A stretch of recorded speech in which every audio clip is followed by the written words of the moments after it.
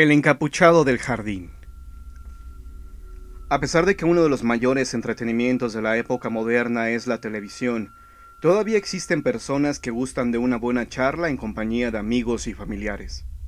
Tal es el caso de don Antonio Romo Gutiérrez, quien acostumbra amenizar las tertulias con relatos fantásticos. Este señor posee la cualidad de narrar las historias de forma extraordinaria, y más si se trata de algunas de las leyendas de Aguascalientes. Sin duda, aquel es un gusto que le transmitió su nana Minina, mujer que narraba a los niños sucesos sorprendentes, quienes apenas si parpadeaban de la emoción cuando la escuchaban. Ahora don Antonio ya es un hombre maduro, pero con la misma pasión con que escuchaba a su nana. Ahora otros lo escuchan a él. Don Antonio recuerda muy bien cómo eran las calles de las que transcurrió su infancia, sin coches, sin ruidos. Solo existía el sitio de caballos y mulas que servían para que llevaran la carga y que eran guiados por un cochero. El Niágara era la hacienda de don Salvador Romo, padre de don Antonio, quien tenía un cochero de confianza, don Ampelio. La labor de este hombre consistía en llevar, en las vacaciones, a los muchachos y muchachas a la hacienda. Pero cierto día las cosas no sucedieron como solían ocurrir, ya que en aquel caluroso verano algo extraño vino a enturbiar la normalidad de los hechos. El cochero nunca llegó al lugar donde debía recoger a los jóvenes. Estos, con sus dulces y equipajes, esperaron en vano la llegada de don Ampelio, hasta entrada la noche. Don Salvador, preocupado por la posibilidad de que algo les hubiera pasado, salió rumbo al lugar donde se debía recoger a los muchachos. Al llegar, ¿cuál fue su sorpresa ver a todos acostados en el suelo? ¿Y don Ampelio? ¿Dónde estaba? Al llegar, ¿cuál fue su sorpresa al ver a todos acostados en el suelo?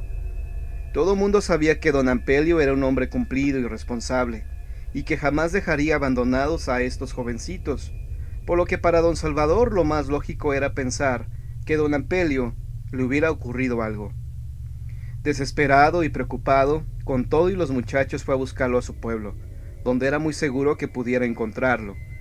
Al llegar ahí se encontró a don Ampelio en un estado muy raro. Parecía como si recién hubiera llegado de otro mundo. Tenía los ojos como si fueran a explotarle, y estaba mudo como un tronco.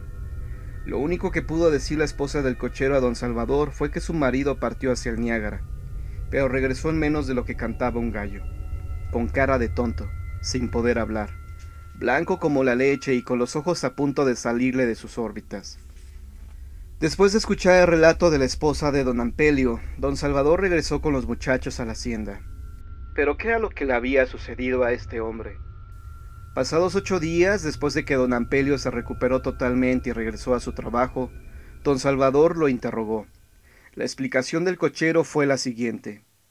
Verá, don Salvador, cuando yo pasaba por el templo de San Marcos para ir por los muchachos, en ese momento un fraile encapuchado que llevaba una calavera en la mano salía de ahí y cuando me vio comenzó a corretearme por todo el jardín, gritándome con voz de ultratumba que me iría al infierno porque yo soy una mala persona.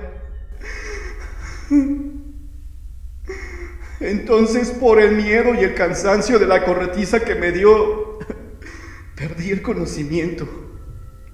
Casualmente un amigo que pasaba por ahí al verme tirado me llevó a mi casa arrastrando. La nana Minina explicaba su versión de los hechos del siguiente modo. En Aguascalientes, la gente pobre y rica, sin distinción de ninguna clase, se reunía para festejar la feria de San Marcos, que precisamente se realizaba alrededor del jardín del templo. Con el fulgor de la feria era muy poca la gente que asistía a los oficios religiosos de la misma, prefiriendo la diversión a la devoción. Un mes después de la festividad, decía la gente, se parecía a un fraile que llevaba en una mano una vela y en la otra una calavera. Este monje se paseaba por el jardín como intentando eliminar el griterío y el escándalo que había dejado la feria. Y las personas que llegaban a ver desde sus balcones al misterioso encapuchado salido de ultratumba, llenas de espanto y miedo, lo único que alcanzaban a decir era alguna Ave María o Padre Nuestro. Pero cuando alguien pasaba por el jardín casualmente y se encontraba al encapuchado, entonces éste corría tras el incauto, gritándole groserías y cosas como ¡Maldito pecador! te irás al infierno. Don Antonio Romo, quien entonces era un chamaco apenas, recordó el relato que su nana le había contado, y le pareció que aquel fraile era el mismo que se le había aparecido a don Ampelio.